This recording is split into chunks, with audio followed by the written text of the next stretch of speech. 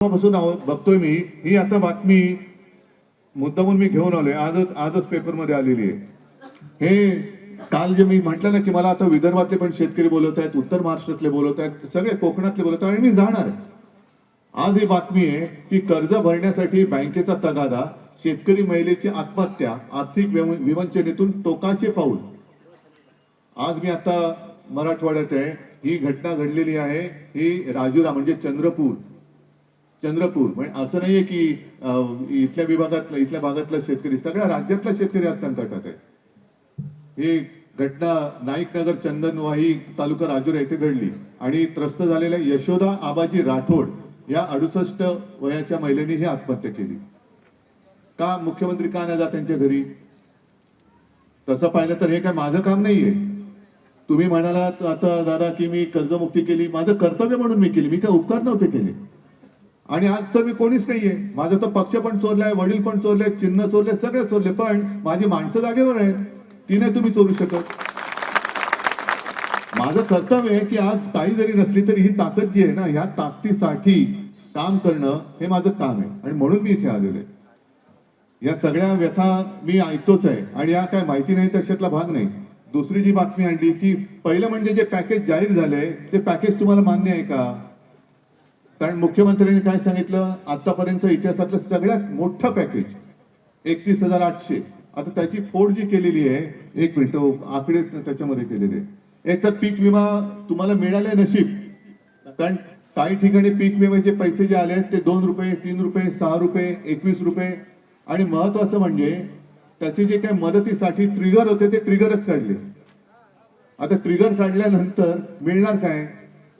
म्हणजे रोज बातम्या येत आहेत, आज 7,000 कोटी सोडले, उद्या 2,000 कोटी सोडले। बरं, हे जे पॅकेज आहे याच्यामध्ये सुद्धा 2200 कोटी आधीच्या पॅकेज मधले टाकले।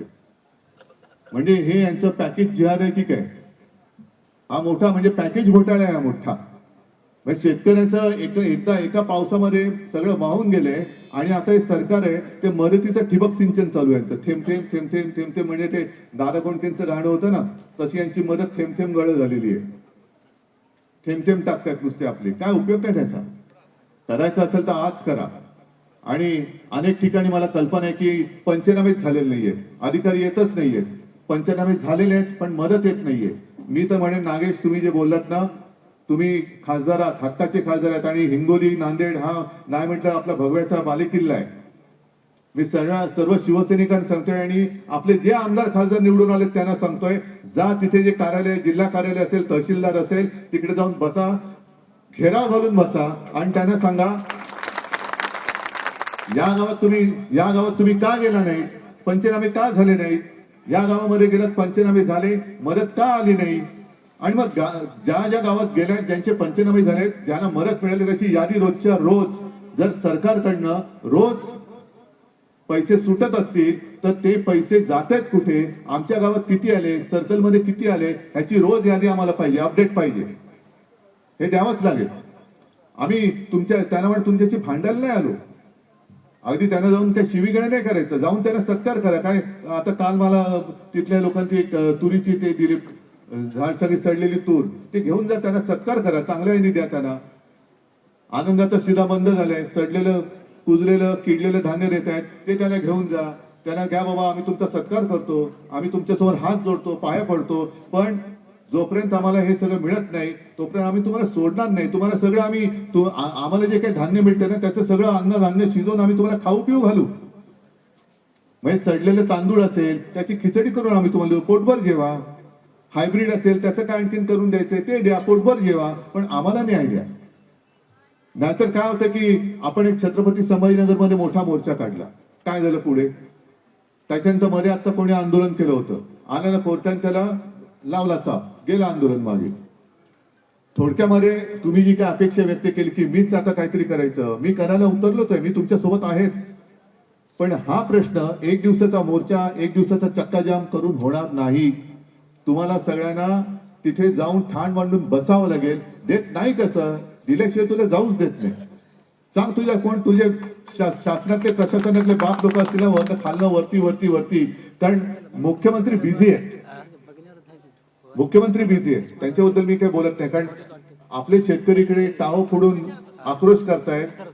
मी तुमच्यामध्ये आलो, मुख्यमंत्री कुठे होते माहितीये तुम्हाला ना? बिहार. आणि नुसतं बिहारमध्ये जाऊन काय बोलले ते की पंतप्रधानांचं सगळ्या राज्यांवरती प्रेम है, लेकिन अंदर की बात मैं आपको बताऊं. यांना बऱ्या अंदर की बात माहिती, ती आपली जाहिरात मला आठवली, ये अंदर की बात है. तसं या देवेंद्र फडणवीसांकडे अंदर की बात है, लेकिन प्रधानमंत्री जी का सबसे ज्यादा प्यार बिहार पे है. बसा बोंबलत तुम्ही ना. मुख्यमंत्री तुमच्याकडे येणार आणि पंतप्रधान तर दिव्यच आहेत, 2 वेळा येऊन गेले. मग कुठे बसचं उद्घाटन केलं त्यांनी, पानाच्या टपरीचं उद्घाटन केलं, माझा फोटो आला पाहिजे. म्हणजे असे सगळे हा पाचकळपणा चाललाय. अजूनही पॅकेजचा पत्ता नाही. बिहारमध्ये 10,000 रुपये निवडणुकीच्या तोंडावरती तिथल्या प्रत्येक महिलेच्या खात्यात टाकले, 75 लाख महिलांच्या. आमच्या इकडे लाडकी बहीण योजना निवडणुकीच्या तोंडावर जाहीर केली, सगळ्या बहिणींना ते दिले. सगळ्या बहिणी पण आपल्या साध्या आहेत, त्यांनी पण मतं दिली. आणि मग तुम्ही सुद्धा नाही म्हटलं तर म्हणजे तुम्ही नाही दिली, कारण आता आपले आमदार खासदार निवडून आलेच नसते.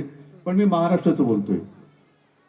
मग लोक काय म्हणली, अरे पैसे येतात तर देऊया. आणि आता काय करतात ते बघा. निवडणुकीच्या आधी जे म्हणाले होते की आमचं सरकार आल्यानंतर, भाजपचं सरकार आल्यानंतर आम्ही शेतकऱ्याचा सातबारा करू, कोरा. आणि आता गेल्यानंतर म्हणतात योग्य वेळ आल्यानंतर आम्ही करू. आता म्हणतात जूनमध्ये. तुम्हाला जूनमध्ये कर्जमाफी होणार असेल, तुम्हाला मान्य आहे? आता isakal.com आहे देशातील नंबर 1 ची मराठी न्यूज वेबसाईट. प्रत्येक अपडेटसाठी isakal.com ला नक्की भेट द्या.